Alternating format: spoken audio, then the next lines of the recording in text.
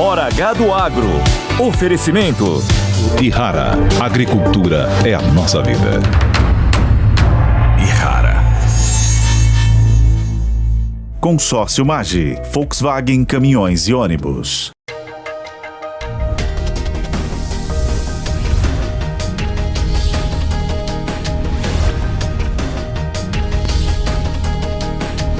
Hora H do Agro, com Kellen Severo.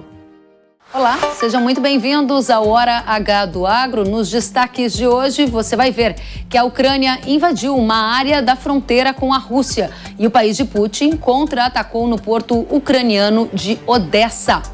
E tem mais, a entrevista de Donald Trump ao bilionário Elon Musk e os sinais que o agro deve prestar a atenção. No Brasil, Lula diz que nenhum outro governo investiu tanto no agro como o PT. Vamos analisar e projetar o que vem por aí na segunda metade do mandato do atual presidente.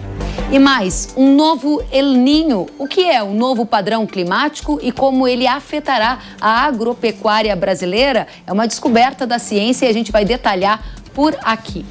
E tem ainda a safra nova de soja. Os Estados Unidos projetam a maior produção da história e os preços caíram ao menor patamar desde 2020. Tudo o que você precisa saber para a nova temporada 24-25 vai encontrar aqui no Hora H do Agro, que já está no ar. A Ucrânia invadiu uma área da Rússia, na região de Kursk, que fica na fronteira com a Ucrânia. A ação surpreendeu militares russos e gerou a fuga de mais de 120 mil pessoas. Segundo o presidente da Ucrânia, Zelensky, a incursão em território russo ocorre para restaurar a justiça e pressionar as forças de Moscou. Essa pode ser considerada a primeira grande ofensiva dos ucranianos desde o início do conflito em fevereiro de 2022. Nesta semana, a agência de notícias Bloomberg destacou que os negociadores de grãos ucranianos avaliam como muito arriscado confiar nos portos do Mar Negro e que é importante ter alternativas caso ataques russos prejudiquem os portos de águas profundas de Odessa novamente. A reportagem foi feita após um terminal de grãos da empresa Louis Dreyfus, em Odessa, ter sido atingido por um míssil na quarta-feira. O leste europeu é um grande produtor de grãos e os riscos de oferta impactam o mercado agrícola global. E é por isso que a gente vai analisar esse assunto no detalhe com Alê Delara, que é diretor da Pine Agronegócios. Ele já está conosco, vamos recebê-lo. Alê, seja muito bem-vindo ao Hora H do Agro. Olá, Kellen, obrigado pelo convite novamente.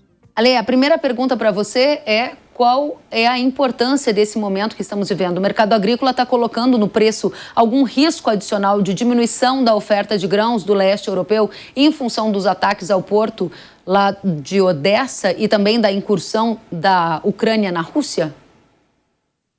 Neste momento não, Kellen, porque isso já foi para o preço no passado. E desde que a Ucrânia conseguiu implementar o seu próprio corredor de exportação, lá em julho do ano passado, o país tem conseguido exportar volumes muito similares à pré-guerra. Então há uma expectativa de exportações próxima de 13 milhões de toneladas de trigo, próximo a 22 milhões de toneladas de milho. Então esses ataques eles continuam acontecendo, eles não chegaram a arrefecer durante esses últimos 2 anos e meio. Então para esses novos ataques da Rússia, o mercado já tem esse conhecimento. É um pouco arriscado para as tradings que operam no país devido a problemas com ataques a embarcações, arresto de embarcações, então tem que ter canais alternativos, tanto para via terrestre, via fluvial ou via marítima, através de portos de países vizinhos. Mas um novo adicional de risco, pelo menos por hora nas cotações, não. O aspecto que você traz para a gente, observando o passado recente. A nossa audiência deve lembrar que no passado recente, desde o início lá da guerra no leste europeu, a gente teve impacto nos preços em função do risco de oferta. Agora o Alê Delara disse que o volume é semelhante ao pré-guerra. Aí a minha pergunta para você é: a guerra foi um causador de oportunidades para a exportação de milho do Brasil para a China, por exemplo, que é tradicionalmente um mercado abastecido pela Ucrânia. E também afetou a guerra na ocasião, lá no início, preços de soja. Isso não vai se repetir na sua leitura atual da geopolítica no leste europeu neste contexto? Neste contexto que nós estamos, é improvável que aconteça, né? Afirmar que não pode acontecer é um pouco arriscado, mas é improvável que aconteça. Quando houve a invasão da Rússia sobre a Ucrânia lá no finalzinho de fevereiro de 2022, a Ucrânia sempre foi o grande fornecedor de milho para a China, mas como houve um impedimento total da logística pelo Mar Negro, tanto o Porto de Odessa quanto outros portos da região, o Brasil é quem tinha essa oferta disponível de milho. E até de uma maneira atípica, naquele ano nós exportamos muito milho no primeiro semestre. A China fortaleceu esse acordo com o Brasil, assinamos o protocolo fitossanitário para podermos exportar milho para lá, e hoje o Brasil já é um dos maiores fornecedores de milho para a China, né, até tomando o lugar dos Estados Unidos. Então, um cenário parecido com o que aconteceu no primeiro semestre de 2022, hoje é improvável que aconteça, o risco existe, mas a chance é pequena. Muito bem, na nossa chamada aqui na manchete desse conteúdo inicial do Hora H do Agro, a gente está colocando uma questão: novos rumos da guerra entre Rússia e Ucrânia. Na sua avaliação, estamos entrando em uma nova fase? São novos rumos pela frente? E na projeção que você faz de formação de preços, já que você opera nesse mercado agrícola, qual é o peso que você está dando para essa guerra no leste europeu? E se isso é um fator que tende a ser, num futuro breve, causador de pressão altista para grãos ou não, você está colocando isso como um fator improvável e o mundo está seguindo em frente com a oferta vinda do leste europeu, apesar da continuidade da guerra? Sim, começando pela última parte, Kellen, eu estou colocando como improvável um novo problema como similar ao de 2022, porque nós temos safras muito robustas, né? O ano passado, ano retrasado, o Brasil produziu uma safra recorde de soja. Esse ano a gente teve uma quebra de produção, mas foi um volume ainda bem significativo. Os Estados Unidos está vindo com um novo volume recorde agora, tanto de soja, um volume muito próximo do recorde de milho. A China vindo com grandes produções há 2 anos de milho. Então, essas novas ofertas que chegaram no mercado e estão chegando no mercado agora, no próximo mês, eles conseguem anular, de certa forma, uma possível escassez de grãos vindo lá da Ucrânia. Mas isso vai depender também da sazonalidade, de quando e se essa condição vai se agravar lá. Agora, dentro de um contexto de a evolução de uma guerra, nós estaríamos numa fase 3, vamos colocar dentro de 3 passos de uma guerra, realmente é um novo capítulo. A Ucrânia ela está partindo para uma ofensiva agora em território russo, atacando bases de refino, de petróleo, de gás natural, que é o grande mercado, é o que traz o dinheiro realmente para a Rússia, numa tentativa, talvez, de forçar um acordo de paz, um cessar-fogo ou mesmo o fim da guerra. Isso pode complicar em algum momento exportações de petróleo, exportações de gás natural, quem sabe de maneira indireta até mesmo impactar o mercado de fertilizantes. Mas, por hora, é um risco que está sendo monitorado.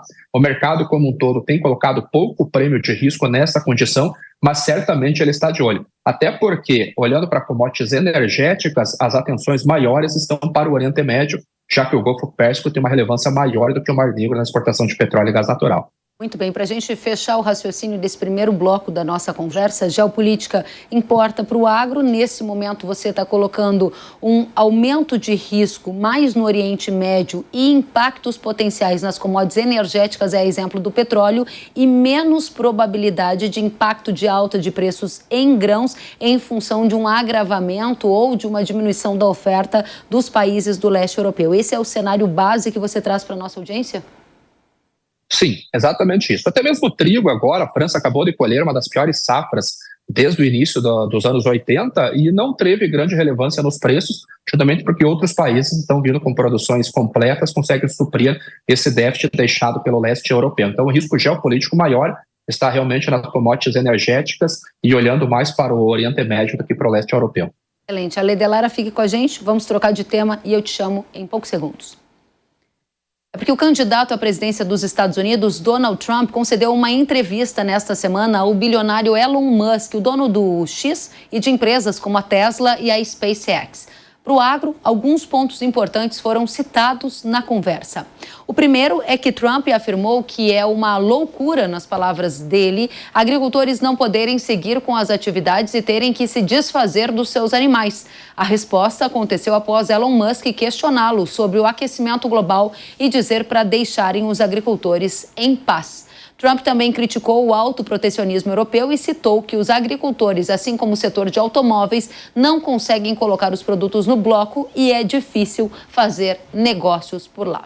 Aí a entrevista seguiu e a gente separou também mais pontos para vocês. Trump também defendeu os combustíveis fósseis, que segundo ele, o combustível fóssil cria energia para automóveis elétricos e que eles são abastecidos também com eletricidade. Na área de relações internacionais, Trump elogiou o presidente da Argentina, Javier Milei, e disse que ele está fazendo um ótimo trabalho ao cortar gastos e reduzir a inflação. Já na área geopolítica, Trump afirmou que a maior ameaça não é o aquecimento global, e sim o que chamou de aquecimento nuclear. Segundo ele, atualmente há 5 países que possuem energia nuclear de forma significativa. A gente vai analisar os sinais que Trump dá nessa entrevista com Elon Musk que importam para o agro. Ale Delara, você teve a oportunidade de avaliar esta conversa e o que de fato é relevante para quem faz negócios no agro? Sim, a conversa, eu cheguei a acompanhar, eu estava dentro da sala lá no Spaces do Hexa, ouvindo a conversa dos dois, realmente foi impressionante o volume de pessoas acompanhando. E o Trump, nós já sabemos que ele tem uma política mais liberal, e ele já, quando ele foi presidente, ele saiu do Acordo de Paris, ele encerrou o acordo nuclear com o Irã, e ele tem um ditado, além do Make America Great Again, ele tem outro que é o American First. Então, quando ele fala de políticas de subsídios, realmente ele quer proteger o agronegócio americano, que é um agronegócio que tem muito subsídio, em torno de 10% a 20% de toda a produção agrícola dos Estados Unidos é subsidiado com dinheiro direto aos produtores, com políticas de subvenção de seguros e outras políticas agrícolas no país, mas a Europa, como um bloco, é a região que mais tem esses subsídios. Então chega até a 50%. Isso acaba atrapalhando as exportações norte-americanas para a Europa. Então essa crítica que o Trump fez é justamente por um europeu querendo impor sanções nos outros países, olhando para o lado do ESG, para o ambientalista, para o ambientalmente correto, mas ao mesmo tempo ele protege de uma maneira excessiva o seu próprio agronegócio. Então ele quer reduzir essas políticas, deixar o mercado mais livre, mais liberal, que os Estados Unidos, principalmente na ótica dele, consiga exportar os seus produtos de uma maneira mais simples para o continente europeu.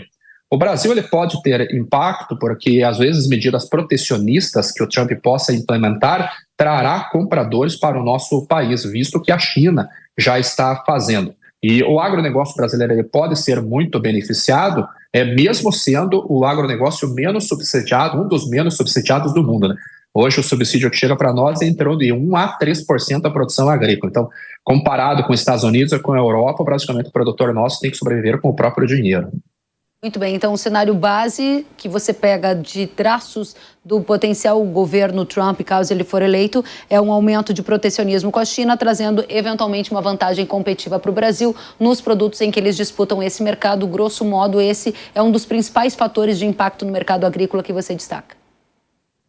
Sim, e o exemplo mais claro que nós estamos vendo, Kellen, é o fluxo de soja agora.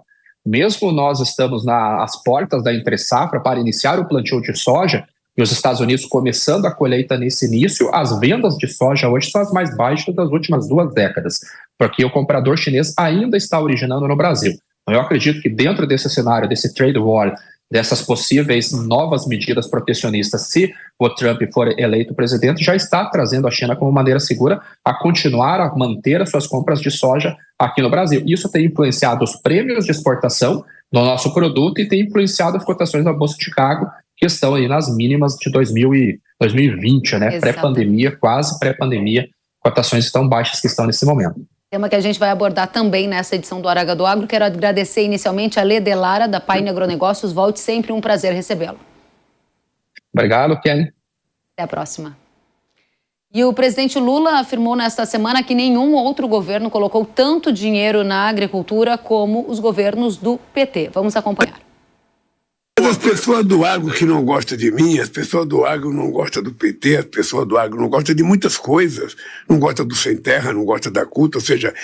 Mas veja, desde o meu primeiro mandato em 2003, passando pelo mandato da Dilma e a minha volta agora, você pode desafiar qualquer fazendeiro, qualquer ministro da agricultura, sabe, que já trabalhou nesse governo, para saber se em algum momento da história desse país um governo colocou tanto dinheiro, sabe, na agricultura como nós. Eu duvido que tenha tido algum governo que tenha feito mais pelo agronegócio do que nós. Sabe, cada ano que passa é plano safra recorde, cada ano que passa. Muito bem, vamos tratar desse tema com o presidente da bancada do agro no Congresso Nacional, o deputado Pedro Lupion, que analisa no detalhe essa afirmação do presidente da República e, claro, traz ainda projeções de como deve ser o cenário para o agro com o governo do PT nessa segunda fase do mandato que está próxima de começar. Primeiramente, deputado Lupion, seja muito bem-vindo à Jovem Pan News. Obrigado, Kellen. Obrigado pelo espaço.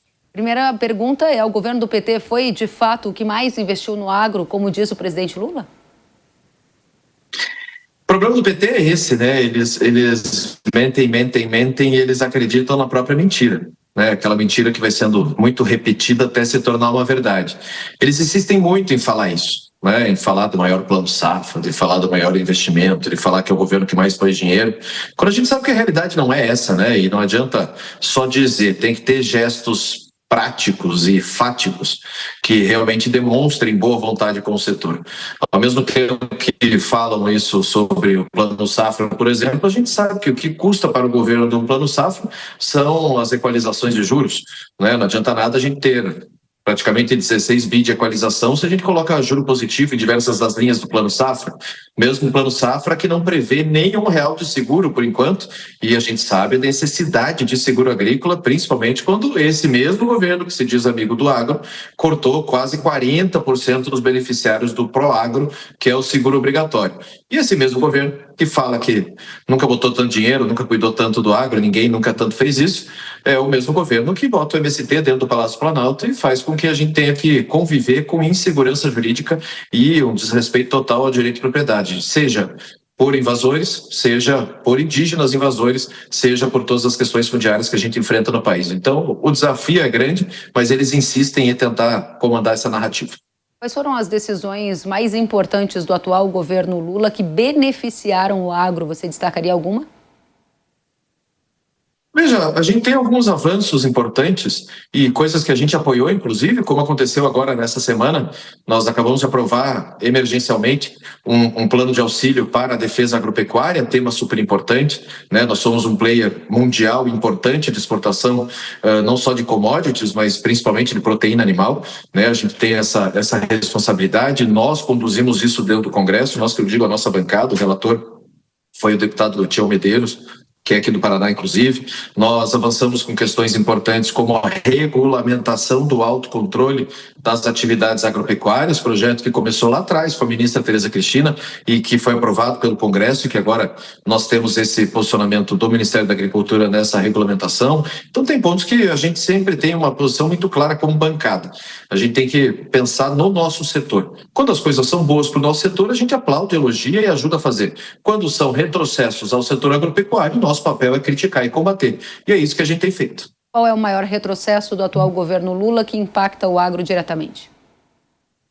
Eu acho que o apoio total e descarado, né, escancarado a movimentos invasores e a insegurança jurídica no campo. Tivemos essa semana, por exemplo, uma reunião pesadíssima com o ministro Lewandowski no Ministério da Justiça, eu, a senadora Tereza Cristina, o deputado Rodolfo Nogueira, tratando sobre questões de ditos indígenas que estão invadindo as propriedades privadas, tanto no Mato Grosso do Sul quanto no Paraná, uma situação que está acontecendo em quase 18 estados já, e que o governo simplesmente lava as mãos. Pelo contrário, foi o tal do Abril Vermelho, ato extremamente vexatório para o nosso país, absurdo em pleno 2024 a gente tratar de invasão de propriedade e a gente tendo que estar negociando e brigando e enfrentando um movimento que está dentro do governo, em todas as áreas, em todos os ministérios, com cargos importantes da administração e sendo elogiados pelo presidente ainda. Então, a gente sabe que nós somos tratados como adversários, infelizmente, mesmo sendo um setor extremamente importante, com quase 30% do nosso PIB, com mais de 30% da geração de empregos, com mais da metade da balança comercial, e o nosso papel como bancada, né, como frente parlamentar, como bancada ruralista, é proteger os interesses dos nossos produtores dentro do Congresso Nacional, junto ao Executivo, junto ao Judiciário, e é o que nós temos feito. Essa situação que você coloca como invasão de terra, seja por parte de indígenas, fator que está acontecendo em estados como Paraná, Mato Grosso do Sul, para dar exemplo, ou ainda invasões de movimentos como o MST, elas estão conseguindo dar alguma esperança para quem é do agro de que nos próximos anos de governo Lula haverá mais segurança jurídica, ou você acha que essa pode ser uma das piores marcas ou marcas negativas da atual gestão petista? Exatamente, é a pior marca e é uma marca registrada deles, né? Quando a gente vê que as lideranças desses movimentos estão dentro dos ministérios e participam ativamente do governo, a gente vê situações como semana passada, que foi criado um conselho, um grupo de trabalho, um conselho, sei lá como pode se chamar isso, de diminuição de conflitos e violência no campo, que é capitaneado pelo MST. Pense, é piada pronta, chega a ser vexatório, né? A gente tem que assistir isso num país importante como é o Brasil.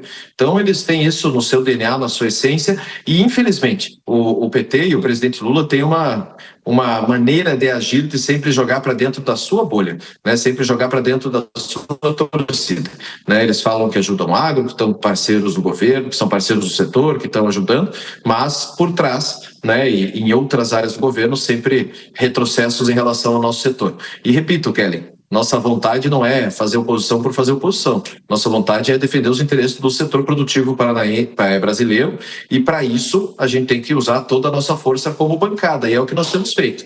Tudo aquilo que for bom para o setor, a gente apoia e a gente aplaude.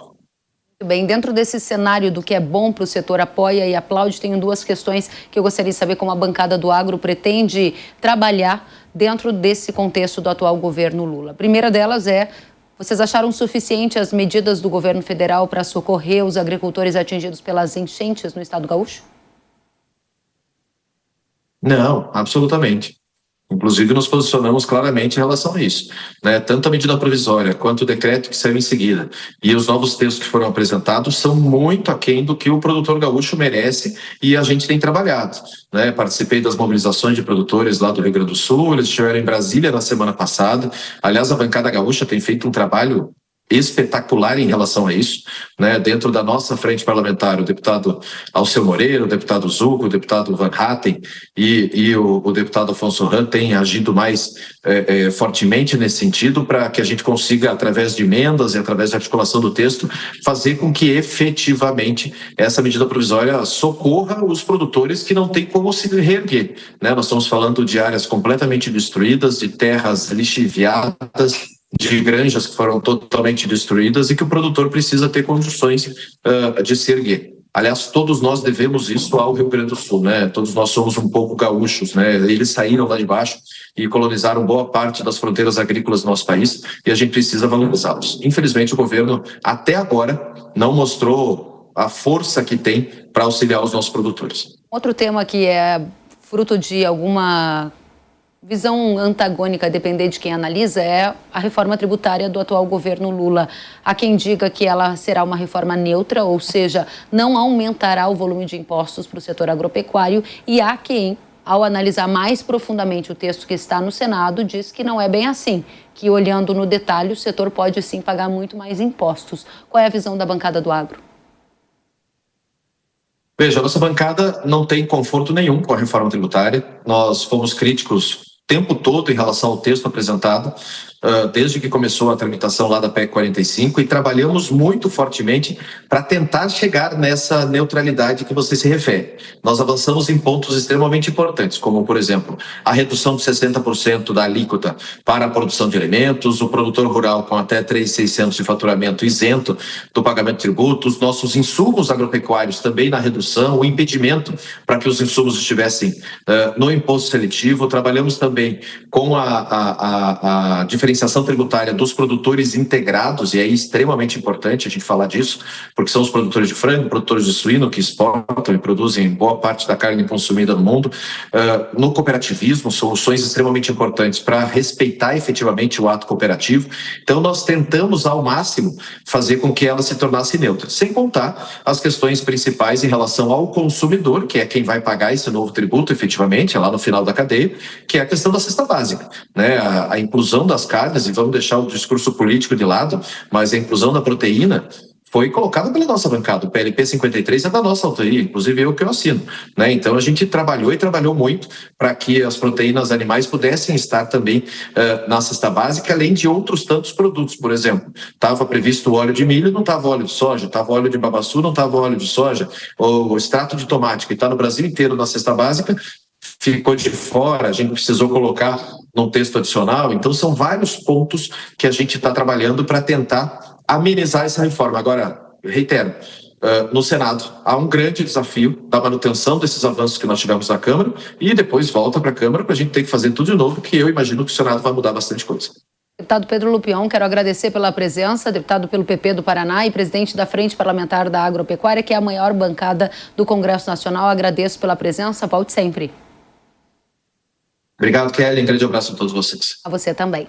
E um recado importante, a gente convidou para participar dessa discussão, analisando a fala do atual presidente da República, Lula, o secretário de Relações Internacionais do Ministério da Agricultura, Roberto Perossa, que confirmou a entrevista, mas infelizmente de última hora, por um imprevisto, precisou cancelar a participação. A oportunidade para analisar também a gestão do atual presidente no agro segue aberta e a gente volta a esse tema no futuro. E depois do intervalo, você vai ver que cientistas descobriram um novo El Niño. E aí, o que vai mudar para a agropecuária brasileira? Você vai saber isso e mais, todas as informações necessárias para começar bem informado a safra 24-25 de soja. A gente volta já já, eu espero você.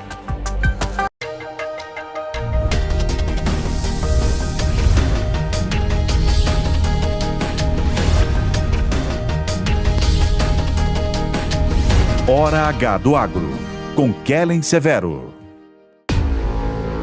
Quando percevejos alcançam a soja, sugam a rentabilidade e a qualidade dos grãos.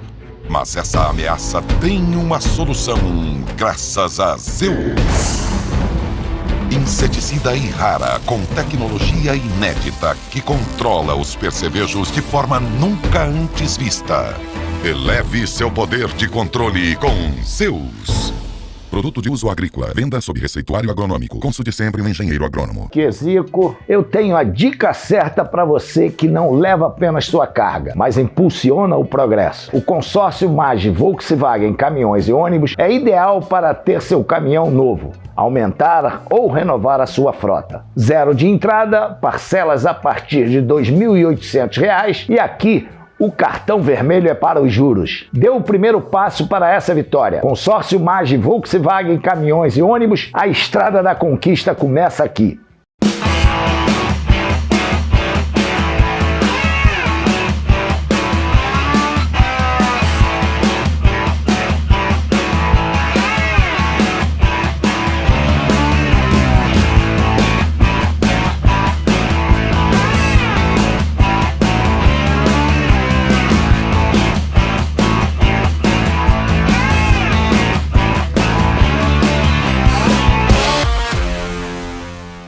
O dinheiro envia sinais o tempo todo, todos os dias, e eu posso te mostrar como interpretá-los. Acredite, poucos conhecimentos têm o poder de transformação tão forte quanto entender economia. Inscreva-se na minha Masterclass gratuita.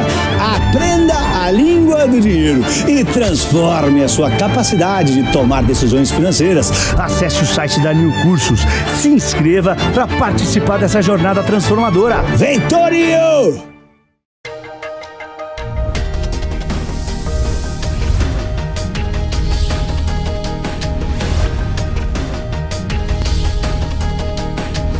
Hora H do Agro, com Kellen Severo. Estamos de volta com Hora H do Agro, aqui na tela da Jovem Pan News. Há um mês do início do plantio da safra nova de soja aqui no Brasil, os preços do grão estão no menor patamar desde 2020. E um dos motivos é esse aqui que a gente vai colocar na tela para você. O anúncio do Departamento de Agricultura dos Estados Unidos de uma produção recorde de soja norte-americana. Vejam aqui no gráfico, ou seja, 124,9 milhões de toneladas estimadas. Esse é um dos fatores que acaba puxando para baixo o preço do grão. Quais outros fatores a gente precisa saber de cor e salteado para iniciar muito bem informado a safra nova 24-25? Vamos perguntar para a Daniele Siqueira, analista de mercado da AG Rural, que está conosco. Seja muito bem-vinda, Dani. Com o menor preço de soja desde 2020, já afetou as decisões da safra nova 24-25? Afetou sim, Kellen. Na verdade, esses preços da soja vêm caindo na Bolsa de Chicago desde o final de 2023. Mesmo com quebra de safra no Brasil, a gente começou o ano de 2024 com bastante pressão sobre os preços, porque o mercado olha para a América do Sul de um modo geral, não só para o Brasil, e ainda que o Brasil tenha tido perdas na safra de soja passada, 23-24, a Argentina teve uma safra cheia. Então, isso já vinha pressionando os preços. Depois vieram os Estados Unidos aumentando a área plantada em mais de 1 milhão de hectares. E desde o fim do plantio deles, em junho, o clima tem sido muito bom. Então, no último dia 12, o USDA só chancelou essa safra recorde que se espera por lá, com área maior e clima muito favorável. Isso tem afetado as decisões da safra nova por aqui. De qual maneira mais especificamente, Dani? Afeta porque um produtor, olhando para esses preços mais baixos, ele não tende a aumentar tanto a área plantada na safra 24-25, que a gente começa a semear agora em setembro. A nossa primeira estimativa aqui na AG Rural, que foi divulgada em julho, mostra um aumento de cerca de 400 mil hectares apenas na área plantada com soja no Brasil. Isso é um aumento anual de 0,9%, que vai ser aí o menor aumento dos últimos anos, sem dúvida alguma, porque os preços realmente não estimulam o produtor a apostar tanto assim as fichas numa área maior de soja. Está dizendo, então, que esse cenário de uma maior oferta, também vinda dessa oferta lá dos Estados Unidos, afeta a decisão aqui do Brasil. Um dos fatores é um aumento de área, mas muito tímido em relação ao que a gente via, pelo menos na última década, imagino eu. Dentro desse contexto em que a área levemente avança aqui no Brasil, a gente vai ter uma produção estimada em quanto para a safra nova 24-25? Em condições normais de clima, a produção do Brasil poderia chegar, com esse pequeno aumento de área, a 168 milhões de toneladas, o que seria uma nova safra recorde para o Brasil, bem acima dos 147 ou 150 milhões, dependendo de quem estima a safra passada, né, 23-24. Então, mesmo com um pequeno aumento de área, a gente tenderia, com o clima normal, a ter uma safra muito grande no Brasil. 168 milhões de toneladas, se confirmado, é a maior safra de soja da história do país. Sim, é maior. Isso se dá em função de quais fatores? É aumento de produtividade, tecnologia embarcada? Porque a área vai crescer menos, né? A margem está mais estreita, então o investimento na lavoura também pode ser mais tímido. De onde vem essa projeção de 168 milhões de toneladas? Essa projeção, nesse início de temporada, é feita com base em linha de tendência de produtividade. Então, é uma aproximação estatística com base no histórico de produtividade que nós tivemos nos últimos anos. Aí, depois, essa linha vai sendo substituída por estimativas de campo conforme a safra for se desenvolvendo. Normalmente, a linha de tendência mostra uma produtividade que seria obtida em condições normais de clima. Claro que tem todo o clima ainda por acontecer, a gente sabe que talvez aconteça aí uma laninha mais para frente, que é sempre uma preocupação do sul do Brasil, mas nós teríamos um aumento significativo de produção, mesmo com um pequeno aumento na área, porque na safra 23-24 nós tivemos quebra de safra em vários estados. Então, havendo uma melhora na produtividade em relação à safra passada, quando houve quebra, naturalmente a produção já fica bastante maior em relação à última safra. É por isso que, então, a gente teria uma safra tão grande em relação à última. Muito bem. E saindo de produção e de área, olhando para preço da safra nova, patamares de preços atuais, que são os menores, pelo menos desde 2020, eles vão garantir rentabilidade positiva para o agricultor brasileiro? Se sim, em quais regiões?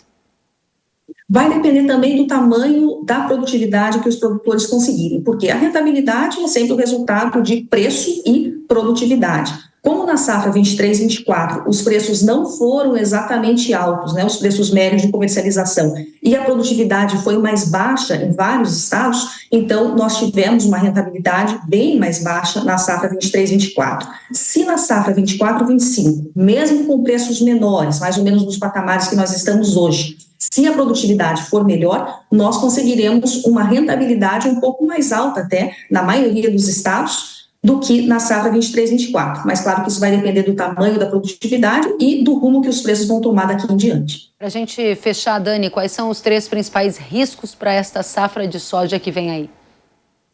Eu acho que o primeiro é justamente nós termos uma safra cheia, uma safra perto de 168, 170 milhões de toneladas. Isso, por um lado, é bom, é claro, quando o produtor consegue uma produtividade mais alta, isso é sempre interessante, mas a produção do Brasil crescendo tanto é um problema porque a demanda mundial não cresce no mesmo ritmo. Então, pode ser que a gente acabe com muita soja na mão, e aí isso pode pressionar os preços ainda mais lá na frente, caso a safra venha cheia, por falta de demanda na mesma proporção.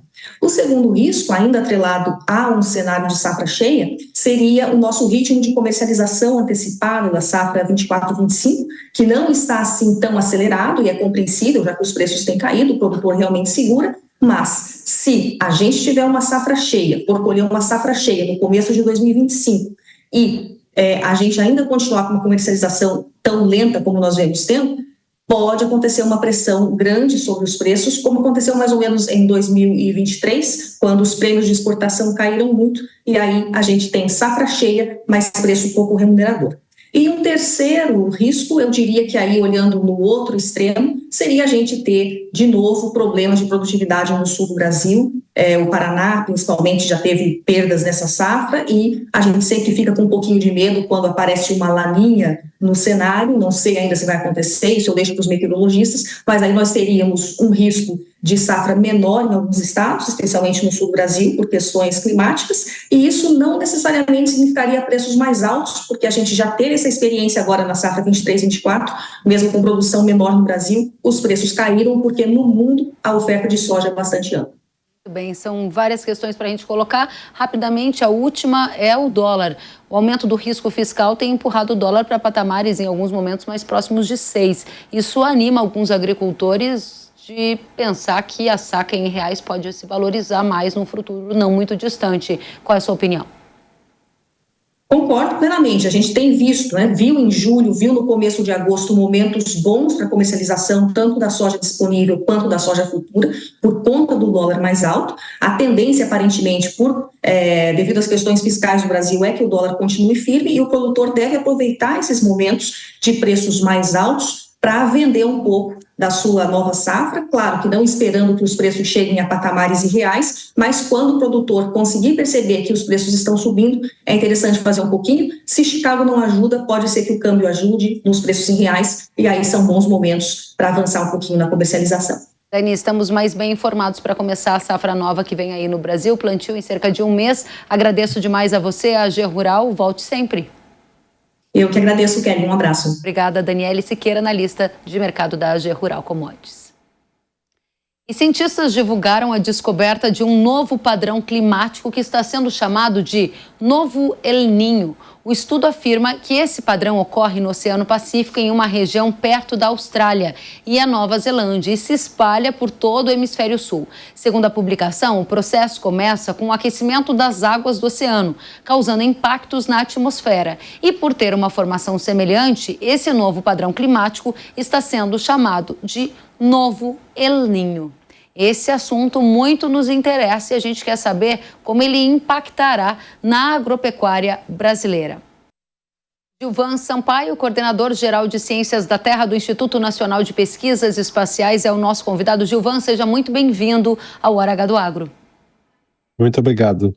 Primeira pergunta, como o novo El Niño vai afetar o regime de chuvas aqui no Brasil? Quando isso deve ocorrer? Conta mais pra gente. Primeiro que eu devo iniciar dizendo que é um exagero dizer que é um novo El Niño, tá? Não há nenhuma menção, inclusive um artigo científico que foi divulgado, de que esse é um novo El Niño. É um novo padrão descoberto de ondas, que não tem nenhuma relação direta com El Niño. Lembrando para todos que estão nos assistindo, o nome El Niño é o fenômeno que mais impacta o clima da América do Sul. Esse novo fenômeno descoberto é um novo padrão de variabilidade, que tem um impacto muito pequeno, né, e se é que tem algum impacto no clima da América do Sul. Então não dá para dizer que é um novo El Niño, e realmente, como eu falei, é um exagero dizer que é um novo El Niño. E esse exagero vem de quais fatores principais? São muitas diferenças desse novo padrão climático para o El Niño clássico, aquele que agricultores e brasileiros já estão acostumados? Primeiro porque o artigo ele é uma simulação de computador. Ele não é uma constatação de um fenômeno físico que ocorre, né? Segundo, que é um padrão muitíssimo sutil. Sendo ele muito sutil, ele não causa um impacto significativo. Diferente do El Niño, que é um fenômeno já bem conhecido, e que causa efeitos como, por exemplo, quando ocorre o fenômeno El Niño, nós temos chuvas excessivas no sul do Brasil, como as que nós acompanhamos no último ano e no começo desse ano. Em geral, anos de El Niño provocam secas no norte e no leste da Amazônia, no norte da região nordeste. Esses são impactos do El Niño. Este novo fenômeno descoberto, ele não traz esse tipo de impacto. A combinação dele, ele pode até ampliar uma atuação do El Niño de Laninha, mas ele é um fenômeno muito aquém dos impactos que causam El Niño. Por isso, o exagero dizer que é um novo El Niño esse fenômeno. É muito claro, e aí a minha pergunta é, devemos contar então com os fenômenos clássicos, El Niño, Laninha, e especialmente para a safra nova de verão que vem aí, Laninha então, é a projeção mais abundantemente divulgada até o momento. É nela também que você acredita? Não é a questão de acreditar primeiro, né? Porque nós trabalhamos com ciência e fazemos previsões. Então as previsões indicam que nós temos aí uma possibilidade de um Laninha fraco. Laninha é o resfriamento das águas do Oceano Pacífico ao longo do Equador.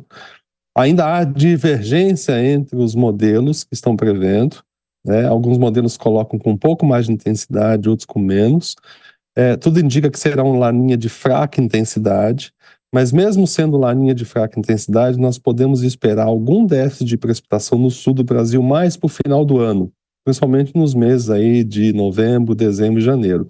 Nada semelhante ao que nós observamos, por exemplo, há 4 anos atrás, né, que aí é um Laninha de moderada intensidade, mas as previsões indicam até então um Laninha de fraca intensidade. Para a gente fechar, você já deu as indicações muito claramente de que considera um exagero chamar de novo El Niño essa descoberta que foi divulgada.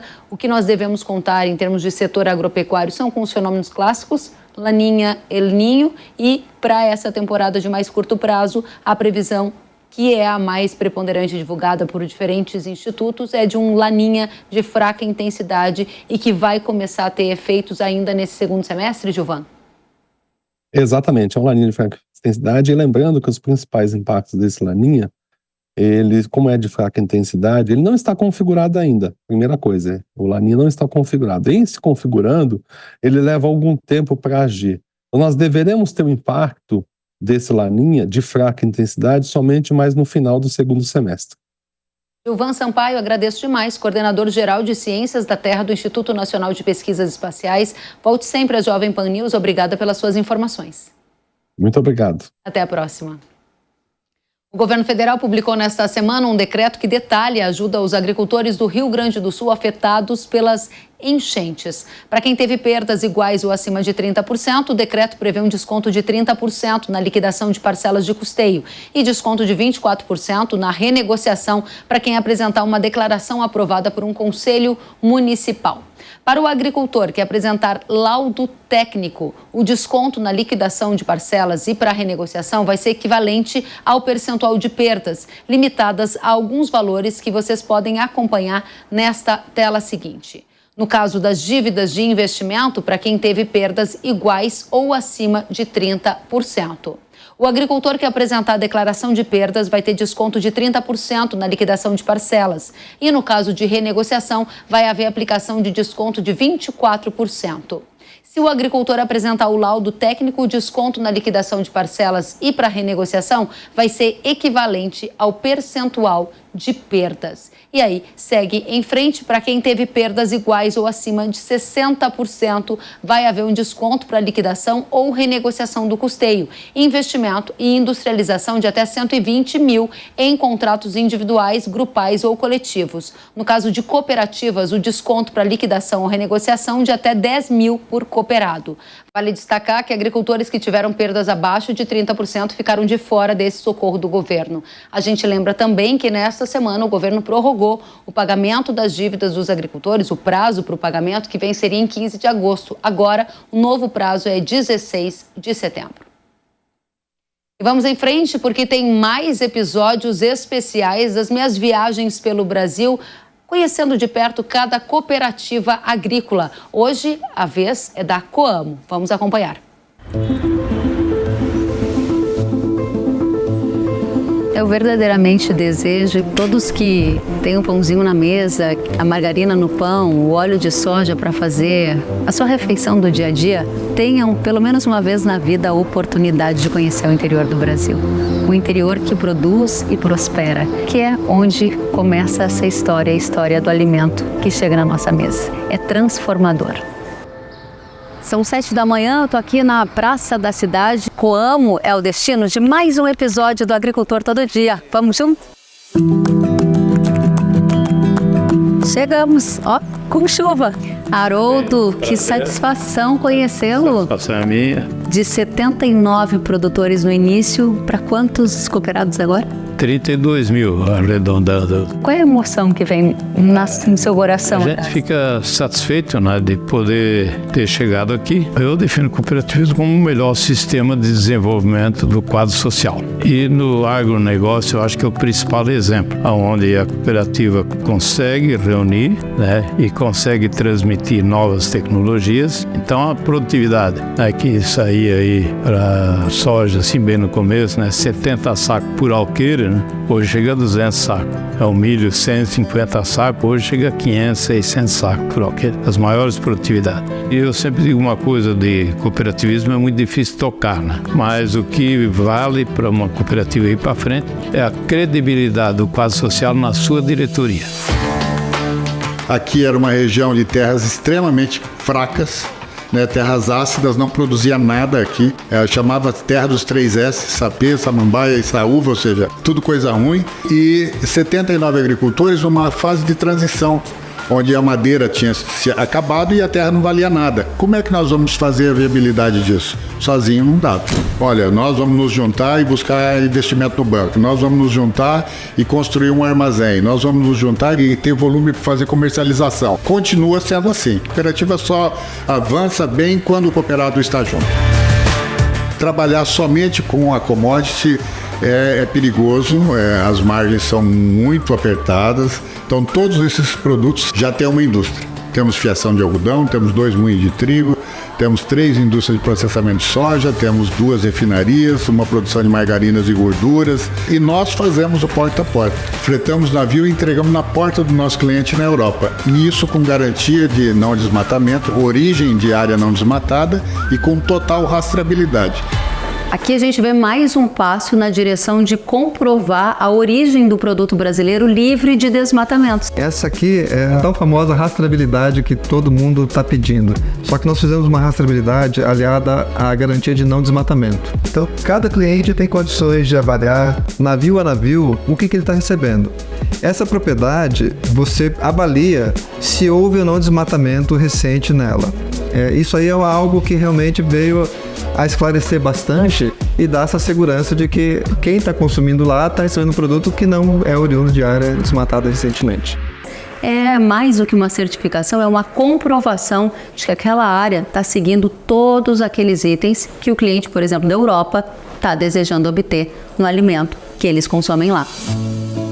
O maior patrimônio de um agricultor é o solo que ele tem. Então, o solo ele tem que ser melhorado todos os dias. O solo, ano após ano, se bem manejado, bem trabalhado, ele vai só melhorando e cada vez vai produzindo mais.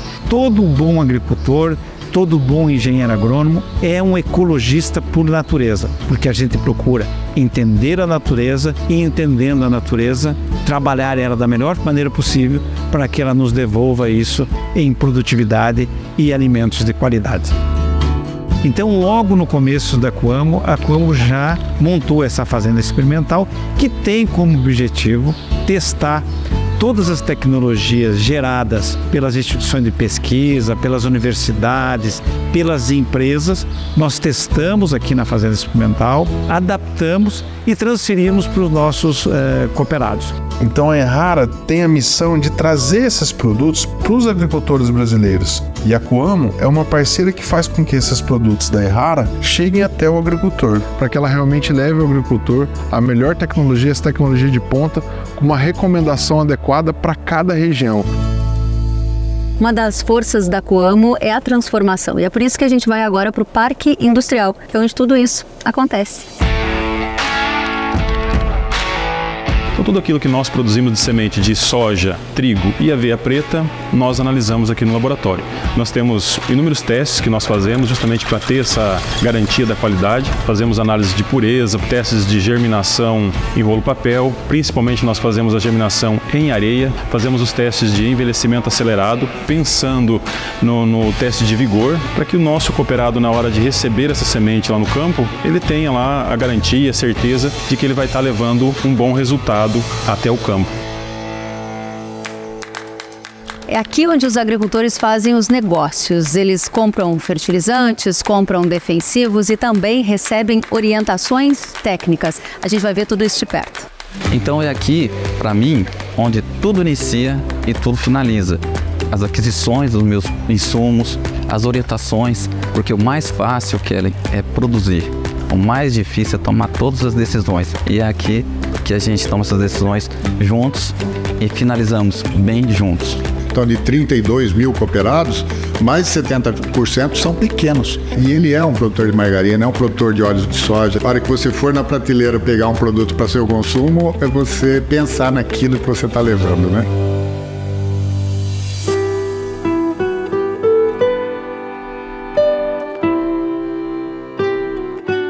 Queria propor um brinde, então, e pedir que Deus abençoe a todos os produtores rurais que produziram a soja e todos os alimentos que estão aqui em nossa mesa. Desde pequeno, o Igor levantava e ia com o pai trabalhar. O Igor planta, o Igor colhe. Desde pequenininho ele tem esse dom. E tem uma responsabilidade muito grande que eu sempre digo, por trás do meu nome Igor tem um sobrenome, que é o sobrenome Schreiner, né? Foi do meu avô, que veio do meu pai e agora é meu. Então eu tenho que dar muita honra para esse nome aí. Ao longo do tempo, você vai pegando cada vez mais experiência, mais aprendizado e, como diz o solo, ao longo dessas experiências que vai te levando à perfeição, né? Eu vejo o cuidado deles com a terra, pensando na produtividade. Eles cuidando da terra, vem a produtividade que eles tanto procuram. Eu amo o que eu faço e acordar todos os dias sabendo que eu vou estar fazendo o trabalho que eu amo me dá muita energia, disposição. A gente ama ser produtor rural. A próxima geração está chegando e que eles venham com o mesmo legado do produtor rural, de produzir e tirar da terra aquilo que Deus dá. Que a gente semeia, a gente planta, mas crê no que Deus não falha. E é isso que eu penso todos os dias para ele. Que ele siga sempre.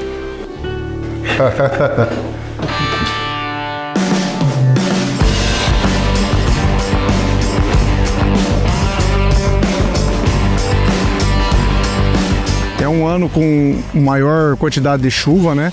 E os respingos que batem no solo acabam jogando inóculo de doença na folha e realmente a gente acaba vendo doença mais cedo. A nossa recomendação é o fusão e com certeza vai ajudar você a levar a lavoura mais limpa aí até o final. A Errara tem vários produtos para todo o ciclo da cultura, começando com tratamento de semente, com certeza N. Nós temos produtos para fazer o manejo também na cultura com relação a herbicidas, temos pré-emergentes como Kyodin, como Yamato, temos inseticida e hoje podemos dizer que com os produtos da Errara podemos fazer uma rotação de ativo no manejo de percevejo na cultura da soja, com Zeus, com Termos. Temos também fungicidas como a Prove para controle de mofo branco, que é uma das doenças na área de ação da coluna muito importante, e nós recentemente começamos a trabalhar com fusão.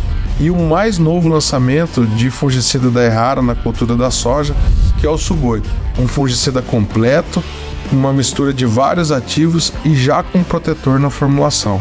E a Errara tem trazido do Japão moléculas eficientes, trazendo para o agricultor mais segurança e mais eficiência no momento de aplicação dos defensivos. E em parceria com a Coamo, esse ano, a Errara doou para os cooperados da Coamo mais de 30 mil EPIs, focado na segurança do agricultor, pensando no bem-estar do agricultor. Nós estamos aqui nessa lavoura de soja recém-emergida, já no início do desenvolvimento, segundo trifólio, e a gente já constatou a presença do percevejo, que é uma praga muito importante na cultura da soja. A gente tem grandes soluções aí dentro da Coamo. Nós temos o Zeus, que já está aí bem estabelecido. Nós temos o grande lançamento nosso, que é o Termos, produto de choque, pensando nessa fase inicial.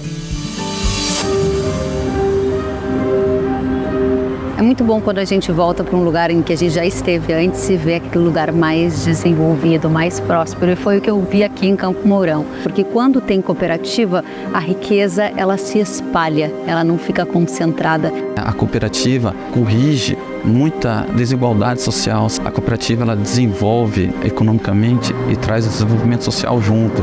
A gente faz isso muito pelo exemplo. Porque é um trabalho de educação. Aquele pequeno produtor que não tinha tanto acesso à tecnologia, acesso a conhecimento, a gente conseguir fazer isso chegar até o cooperado, né? Eu acho que é muito fácil você entender uma cooperativa quando você vive em família. É o fato de você entender que qualquer passo, qualquer evolução que você vai dar é para um bem mútuo. Realmente faz parte de uma cadeia muito grande, então é gostoso fazer parte, né? Dá orgulho estar junto, né, de todo esse conglomerado que se transforma no agro brasileiro, né? Amor, fé, dedicação para o nosso trabalho, pensando em gerar vida. Gerar alimento é gerar vida. Dá para perceber que tem alma, que tem presença, que vai além do racional, mas toca aqui, no coração das pessoas. Elas se sentem muitas vezes em casa e se sentem parte de algo maior. Esse poder do pertencimento eu também vi no cooperativismo.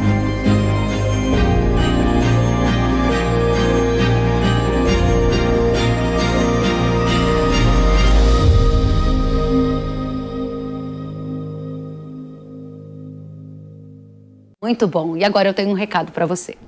Proteja a sua lavoura com a linha TS da Yara. São 3 soluções exclusivas que preparam a defesa no campo. Contra o Nenco, Certeza N e Convence você garante a defesa ideal contra nematóides, doenças do solo e pragas para um estabelecimento excepcional da soja.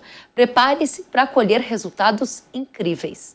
A linha de tratamento de sementes da Yara é a escolha certa. Acesse yara.com.br ou aponte o celular para o QR Code na sua tela e saiba mais sobre as soluções. Na hora H de tratar a semente da soja, é Yara. Pode confiar. O Hora H do Agro de hoje fica por aqui. Muito obrigada pela companhia. Até a próxima. Tchau.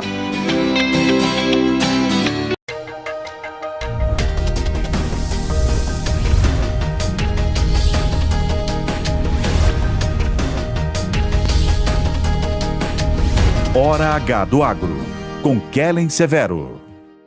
Hora H do Agro. Oferecimento. Yara, agricultura é a nossa vida. Yara. Consórcio Magi, Volkswagen Caminhões e Ônibus. A opinião dos nossos comentaristas não reflete necessariamente a opinião do Grupo Jovem Pan de Comunicação. Realização Jovem Pan News.